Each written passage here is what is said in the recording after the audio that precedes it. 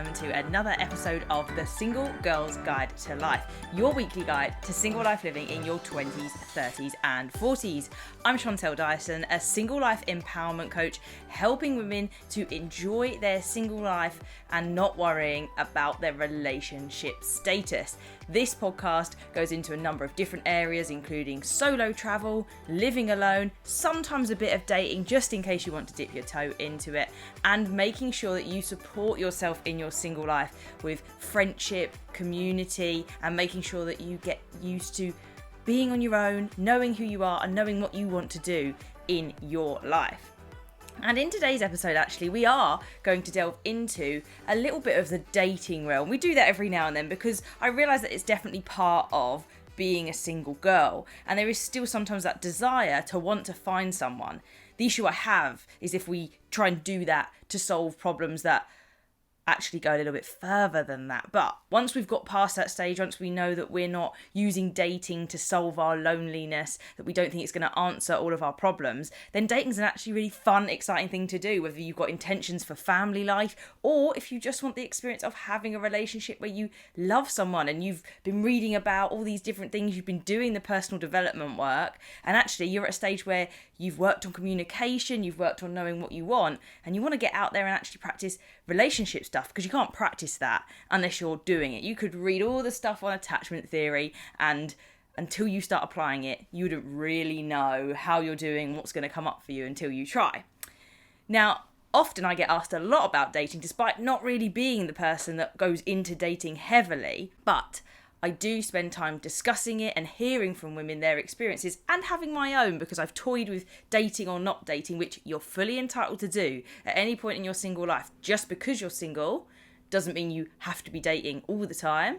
And you can say, I'm taking a break, which is entirely healthy to be doing. There will be times where you are and where you aren't.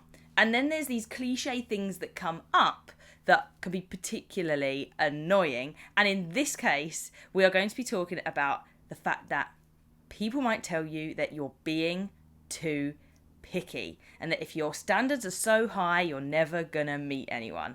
And I can imagine some of you with a little chuckle along there, because you know exactly what I'm talking about. An eye roll because you're remembering the time that someone said that to you. And you won't be alone in someone having said that to you, because from the outside, that's what it can look like. But really, it's that element of making sure that you hold your standards because you know what you're looking for. And we're going to go further into this topic today. Having high standards is one of the best things you can do for yourself. At the end of the day, from the whole pool of people that are out there, there are only going to be a few suitable candidates that actually match the things you want. It can be seen that because we're not dating and not having success in dating, is dating a lot of people successful? Is it better to not be dating people and that's successful? Your life is successful whether you're dating or not and having a relationship or not. But it's that perception of, if you're going on lots of dates, is that more successful than having no dates at all? Depends how you value your time and depends on what experiences you want. I would rather only go on dates that I know have some potential. And if that means that I've to some degree screened them by having a video call, by chatting enough and seeing if they can get to the kind of depth of conversation that I would need and would want in a relationship, then I've saved myself time by not. But traditionally speaking, it's not always been as easy for us as women to be able to make the demands, or any demands really, of the standards that we receive in dating. Now this goes back way back, okay? We're talking, I say that when in actual fact, some of the elements that I will refer to today are literally like less than 50 years back. Let's go to those 50 years. 50 years ago, a woman could not open a bank account in her own name. It wasn't until 1975 that that was a thing. And that fact came from The Unexpected Joy of Being Single by Catherine Gray, something we read earlier in the year within our book club, which is our online Single Girls Club community. And I was shocked. I never knew this. I never even thought of it as a concept that a woman wouldn't be able to open her own bank account in her own name.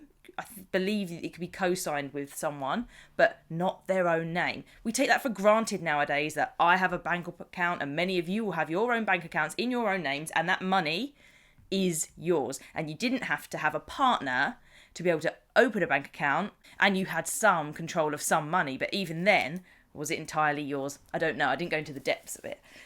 But it shocks me, obviously, that women didn't have that control over their own lives. And obviously we've known that society has changed. We still have a very patriarchal background to our country, and some of that still lives through. We're not fully at that point where equality has been entirely achieved, and depends what you define, but it is definitely improving. But back then, a woman's social status was reliant on who she was married to and all of the things that were in her realm. And sometimes marrying up, if possible, could elevate the status of that woman. And whilst we still have the class system nowadays, and that could still happen, there is still more opportunities for multiple people. You can't help the difference between literally how much financial wealth and the differences that gives you, and sometimes the connections that leads to, in general, not just for women. But there was definitely more of an element of women having to marry so as to actually be able to live a life, to have some level of financial security, social security, of housing, of status, of being respected in society, and to then fulfill the role, probably, of homemaker, of raising the children, and of being there. That very traditional feminine role that used to exist. And for some people, it's still what they want to do. And for some people, they still think it's kind of that way, that relationship does define anybody, not just women, but particularly so for women, and the pressure of having children. However, nowadays, a woman can get job promotions mostly the same as men. They can live independently, get their own mortgages. There isn't the reliance that they used to have on men. And so therefore, rather than purely or with a slight weighting looking at some of the practicalities of what the man could offer, we've now got, you still want to look at the practicalities, because if you're thinking of raising children, maybe you will look at someone that's you determine has enough money to support that lifestyle, whether you want to then be the stay-at-home mum to raise them. So what does that mean for the person that you're going to be with's job? Or are you both going to work, but you both got the flexibility to go 4 days a week and you share the child raising? Who knows nowadays? Those options are available. It isn't the man must go to work and the woman must stay at home. That's different. But it also means that with the pressure off of that side, the elements that are around personality, character, behaviour, attitudes, and all of that stuff matters a lot more, because we don't have to just look at the very practical elements of a relationship. We're looking at, does this person really care about me? Is there passion? Are they understanding? And do they have the empathy and emotional skills to develop a strong relationship that I'm looking for? And a recent article came out about the rise of lonely single men by Dr. Greg, which had some controversy around it. People hadn't felt he'd been as scientific as he could be. Though what he has found from the people he's spoken to, I could echo, I'm hearing the same thing, that what women want is a lot more to do with the character of the man, and doesn't have that onus so much on the practicalities. Now, obviously, that will have been changing over time, and some people say, well, it's been like that for a while now. But I think where personal development and self-help has also become bigger, and women have been leaning into that, they've become more aware of the work that they can do and are doing it, whether that's more encouraged of them because of breaking stereotypes, or the stereotypes fits a sort of female energy more. There's definitely a shift in wanting those skills from men. I can agree with that article on an opinion and experience basis that I have, and maybe not everyone, but it does seem that it is that way. Now, from the outside, it can seem like we're asking for a lot, that we are saying that this person has to be perfect. And obviously, if you're saying that someone's got to be perfect in absolutely every single way, then that is a problem. There are times when standards, maybe not standards are too high, but there are too many standards. And it also depends if you're going to be really picky about things that person cannot change about them. So, I mean, you can change the colour of your hair, but you know where I'm going with this. The person can't change their height. And if you're going to be really, really picky and not give any leeway on how tall someone is, then you're going to be minimalising your chances. Back to episode number 55, I spoke about the odds in dating on the general principles of them being male, heterosexual and single, for example, and within a particular age range, if they are the demographics you were going for. And anytime you do add a layer on, It's going to reduce the chances of meeting someone like that. It's not a problem to have expectations about what you want because it's empowering. The reason that you should have those standards is so that you don't end up in a relationship that's not really what you want. You want to be in a relationship that works for you, and no two relationships look the same. We can see common themes. We can see that this person and their relationship is great over there, but that person and that relationship is good for them over there, and they look entirely different. This one, they spend lots of time together. This one person is away for work a lot, but when they're together, then they do X, Y, Z, which is not what the other couple do. Both can be as happy as one another because it's the type of relationship that works for them. And even sometimes you look at the dynamics. Some couples very much tease one another and are sarcastic, and that wouldn't fly with me. I don't think I'd get on well with that level of sarcasm because of my personality type and how I interpret that. But for other people, it works wonderfully. And so no one can tell you what your relationship should look like. And it is about determining what you want from a person. And there are all these elements you can look at from, as mentioned, the way that you communicate. How often do you communicate and how do you communicate?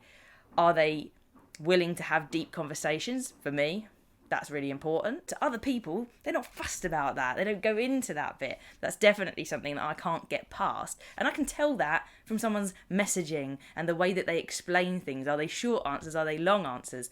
None of these are red flags. I don't sit there and deem anything a red flag unless there are really red flags around. This is all to do with character, personality, and elements like this. And whilst you still want to have that physical attraction, there are certain things that you can get over with the physicality of someone, because quite often, and you'd have seen it, you might know people where they actually knew them as friends first and they didn't fancy them at all, but it was actually their personality and character that they fell in love with most. So there's lots of different elements at play here. But the reason it's important to have those standards is it shows that you know what you want. Quite clearly, there's a couple of things I'm already hinting that I know what I want and would look for. And some of them are absolute non-negotiables. Because if I didn't have someone that I could talk to in depth with, they don't have to be able to talk back. They can just be a good listener and be able to ask even more questions and keep the conversation going. But I often have a lot to say. It's about how the dynamic works together. But if someone doesn't like listening and doesn't like thinking about things and considering those things, I'm going to find that hard if that's someone I'm going to talk to regularly and maybe at some point live with and then not be able to have some of those conversations with. Don't get me wrong, there should be more than that one person that I have those conversations with, hence this podcast, but it's that element of if that person's going to have such a majority in my life, I want that.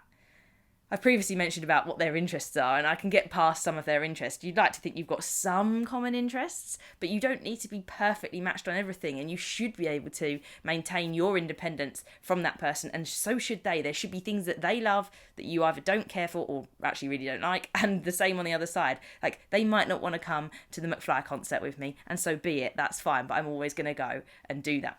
Now, the other thing with having high standards is that when you know what you want, you won't settle for less than you deserve. And sometimes people think that by having these sets of standards, you are pushing people away. And they're not wrong. The idea of having those standards and what you're looking for is to get rid of the people that are not for you. Why would you waste time entertaining the idea of someone when you're saying to me, to your friends, to family members when you're talking about dating, that they just don't talk to you as much as you want, or they don't commit to a date in the way that you want? And there is an element on our side to communicate what we want. So to some degree, you might say, oh, it's really useful to me to get things booked in the diary. It means I know it's going to happen and I have quite a busy schedule. But at the same time, when you're so early in dating, you want to kind of be taking the person as they are. Over time, a person will change and they will adapt, and maybe it's something they need to consider if they're not very good at putting dates in diary and sticking to them. But maybe that's just them. And if that's not gelling already, then maybe that's not going to work for you, depending on how it makes you feel. And so by politely saying, when it comes to it, that you're looking for someone that really puts dates in the diaries and sticks to them, it's not telling them off for not being that way. It's holding the standard that you have and knowing what you want. And this comes down to so many different elements of knowing what you want to happen. Do you want to move in together within a year or so? Or are you going to want to maintain living on your own for another 2-3 years maybe? How do you feel about those elements and starting to talk about that?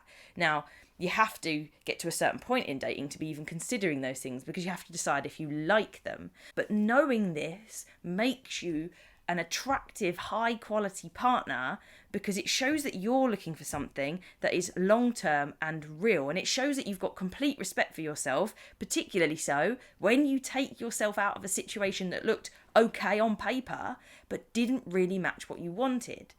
Because that's so powerful. If you are able to, if you've got the strength to not accept this person who is nice, who has a lot of good ticks, but there's something just not quite there, or they're just not doing that in the way that you thought, then you've got an entire lot of self-respect and self-love to say, you're a really nice person, but it's just not the right setup for me. I'm looking for something just a little bit more here and there. And we could be worried about that, because what if we make a mistake?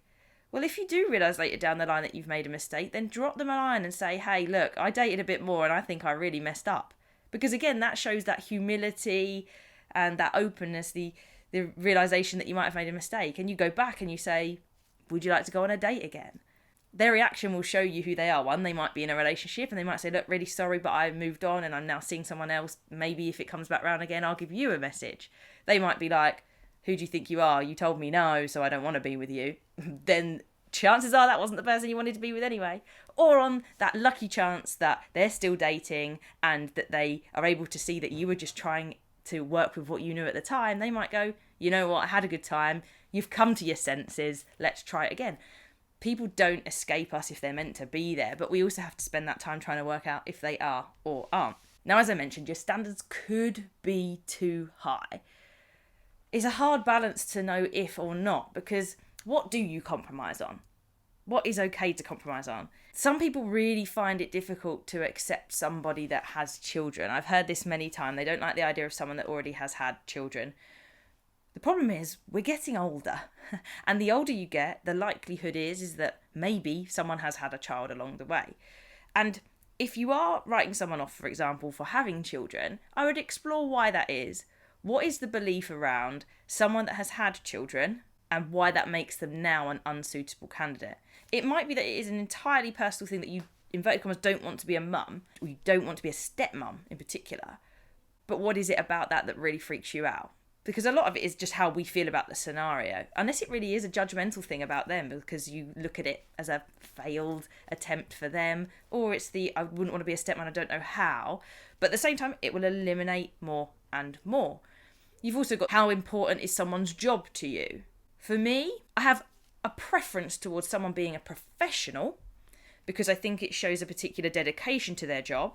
But would I prefer someone to be in a professional job that they hate but they're in it? Or would I prefer someone to be in a less professional job but in something that they're passionate about and enjoy? And in that scenario, probably the passionate one, based on my values, based on what I do. But ultimately, I don't care, as long as it doesn't affect our relationship. So if it is the passionate one but they don't have enough money to go on dates, how far can that go? Because often we find that we usually match with someone that's within a particular money band as us, because they have the same money mindset, they maybe have the same principles around saving money. It can be quite difficult if someone's very good at saving money and another person's very bad at saving money. And on the other hand, the professional might have that unhappiness in their job. That is something that could change over time, which would be great, but it would make me question the character of the person, because I would go, is that what you want to be doing for the majority of your time if you're in that job but you're not really happy? And the beliefs I have around that. But I'm not telling someone to change their job. I'm just looking.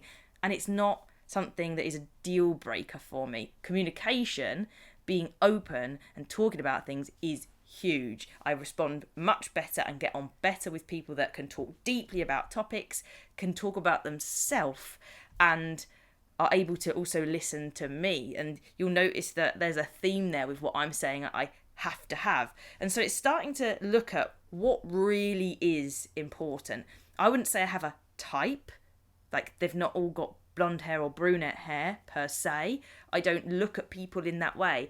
Height wise, they've definitely been, people that I've swiped on have been anywhere from mostly the same height as me. I don't think I've gone too much short, but sometimes you don't know. You literally look at the profile and can't tell. But it's not a deal breaker for me. I don't think I look at it much of the time. It's more to do with what have they written on their profile. Is it even full up? Is it there? It is all about just keeping an eye on it. And ultimately, every now and then you might let someone through. And it's that give and take here and there that you just take a little bit of a risk on. Maybe there's only one thing in their profile that you go, oh, I just don't know. Go and have the day and talk to them and bring that topic up and just say, I was a bit taken aback by this bit, or I wasn't really sure if I was going to swipe on you because of this, and start a conversation around it. Hear them out about what it is, because we don't want to rule everyone out all the time, because how wrong can dating profiles be sometimes? It is a snapshot of what a person thinks that they think someone else will want to hear about them, and how accurate is it sometimes. I'm sure you've gone on dates where you thought they were going to be great because they looked great on paper and had decent enough chat, and then when you got there you were like, this is not the same. Did you have help in your messages? How did this happen? So sometimes taking a step back and just treating people as they present when you're actually in person. Do the video call method. The video call method is my favourite because it only has to last 20 to 30 minutes as a quick get to know someone, and you will know, I promise you, from that video call you will know if they are on the wavelength that you're looking for or not, and it saves you a whole ton of time, and you haven't depended on just looking at text messages to do that. So when you are in the middle of dating and you're considering, how do I keep my standards high, in fact, what we have to be doing is communicating about those standards. Now, I've heard the response that when someone says, what are you looking for? You should go back with, I know what I'm looking for, and it's for me to work out if you are what I'm looking for or not. Because there's this concern around whether that person will become and try to be what you've literally just said. But I think at the same time, some of that openness and honesty can sometimes eliminate long-term problems, and holding those standards high. You might give some vagueness to your answer and not give it all away, but if you say that you're looking for XYZ, you can make sure that you're eliminating someone that's like, oh no, I want to go around and travel and I really don't want to settle down yet you were talking about marriage and children. Like, that's a big one. And it doesn't matter how much chemistry you have, it doesn't matter how much connection you have, doesn't matter how perfect they seem to be. If you aren't on the same point at which you want to progress in life, you are going to be held back by them because you want to pursue that, and you are going to hold them back from going out and having those adventures and freedoms and journeys if those two things don't match. So talking about it early on isn't a bad thing. As I've mentioned a few times, you need to know what you want, and sometimes we have to go into dating and have the discussions to work out if that's actually what we want, or if we're just regurgitating what we thought we should want. It's very easy to say that you want marriage and children because that's what you think you should be doing. You need to really make sure that you're connected to yourself and dig deep. Is that what I want? Because take it from someone that's done that. You can follow that path and then realise it's not all for you.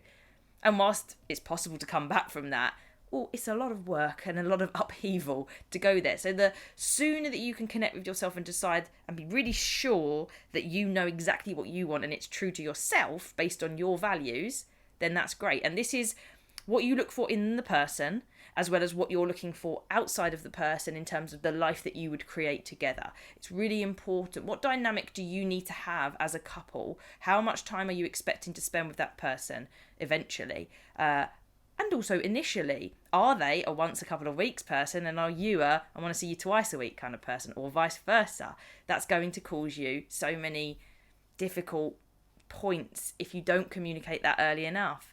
And take people on what they say, as well as the behaviour that they put alongside that too.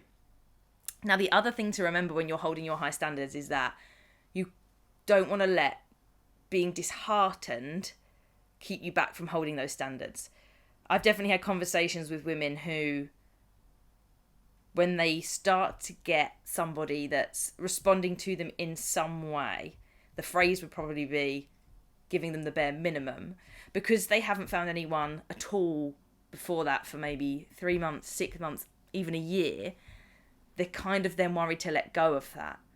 But they can acknowledge that there are things within it that don't quite work, but they're like, but this is the only person that's come along for a while, so maybe I should lower my standard. Maybe I am being too picky. At the end of the day, just from those people sharing that experience with me, tells me that they know it doesn't quite match, but it is the fear that there won't be anything better. And the thing is, this is becoming more and more apparent. That article, as much as some people responded to it and really weren't happy, and it felt like it called men out a little bit, that conversation therefore is happening. It might be slow, it might be getting rebuttal, but the idea that all of us have to take responsibility for becoming better people as a way to be better in relationships is a concept that is growing, and it isn't just about practicalities. It isn't just about staying together for the sake of it. It isn't just about standing the test of time for it to be a good relationship. It's about being able to live authentically and live authentically with someone else. And that means knowing what you want, having those high standards, and sticking with it. So the next time that someone tells you that you're being too picky, just remember that you are serving yourself the best by having the standards that you want. You are looking to have an experience with someone that is fun, healthy, and matches what you want. And if that means holding on to a particular set of valid standards, then so be it. And if it takes 6 months, a year, 2, 3, 4, 5 years to spend time finding that person, then so be it. Because if you don't, you're going to have subpar experiences that you then might waste time with someone that wasn't really ever for you, and you might have missed the opportunities of finding some other people that fitted better. And that's okay. Having those high standards shows that you care about yourself, respect yourself, and shows that you know what you want, and you aren't going to let the fear of not finding someone, of not being in a relationship, of not ever being in love again, catch you out. Let me know what you think of that episode, and if you enjoyed it, give it a rating on Spotify and a rating and review on Apple Podcasts. Until next time, everybody, keep celebrating single life together.